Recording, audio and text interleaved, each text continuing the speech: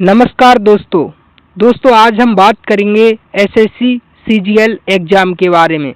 दोस्तों इस वीडियो के माध्यम से हम आपके साथ एसएससी सीजीएल एग्जाम के बारे में कंप्लीट जानकारी शेयर करने वाले हैं। तो चलिए फिर वीडियो को शुरू करते हैं।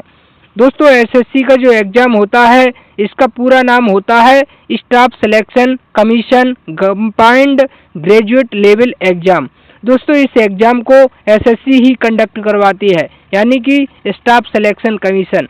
दोस्तों एसएससी सीजीएल एक सेंट्रल लेवल एग्जाम होता है। दोस्तों इसके जो कर्मचारी होते हैं वो सेंट्रल लेवल के होते हैं, यानी कि जब आप इस एग्जाम को क्रैक करते हैं तो आपकी पोस्टिंग भारत के किसी भी राज्य और किसी भी यूटी में हो सकती है।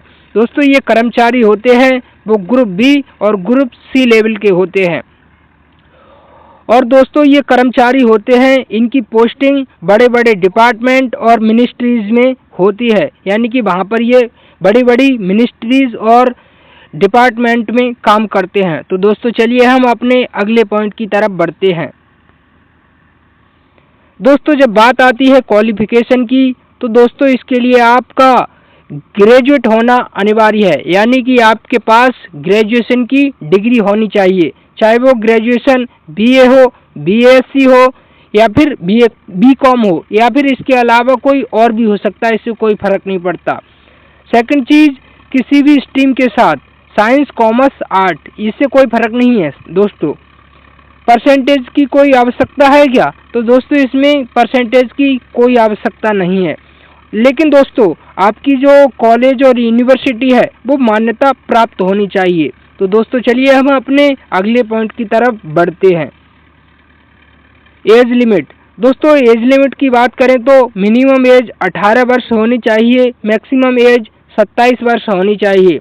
और जब रिजर्वेशन की बात आती है तो रिजर्वेशन में जनरल के लिए कोई रिजर्वेशन नहीं है, ओबीसी के लिए 3 साल का रिजर्वेशन है, SC ST के लिए 5 साल का रिजर्वेशन है और PWD के लिए 10 साल का रिजर्वेशन है। तो चलिए अब हम अपने अगले पॉइंट की तरफ बढ़ते हैं।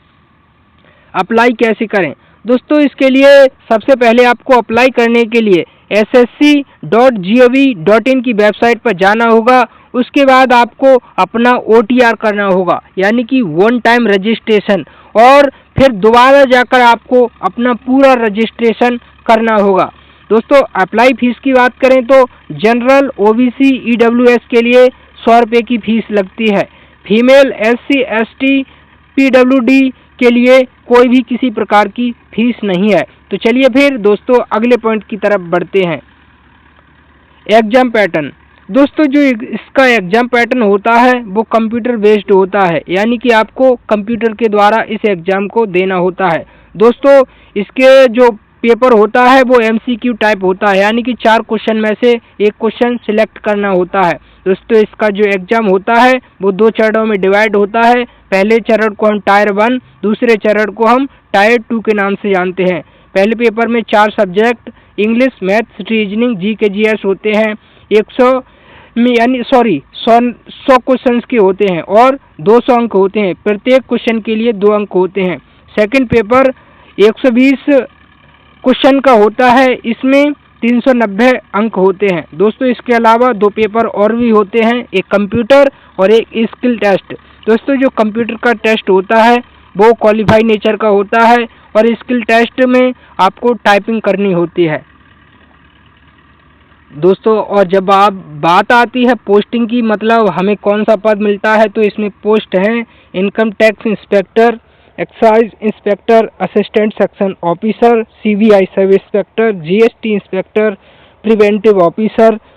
तो दोस्तों चलिए हम अपने अगले पॉइंट की तरफ बढ़ते हैं। और दोस्तों यह पॉइंट है लास्ट। दोस्तों इस पॉइंट में बात आती है सैलरी की।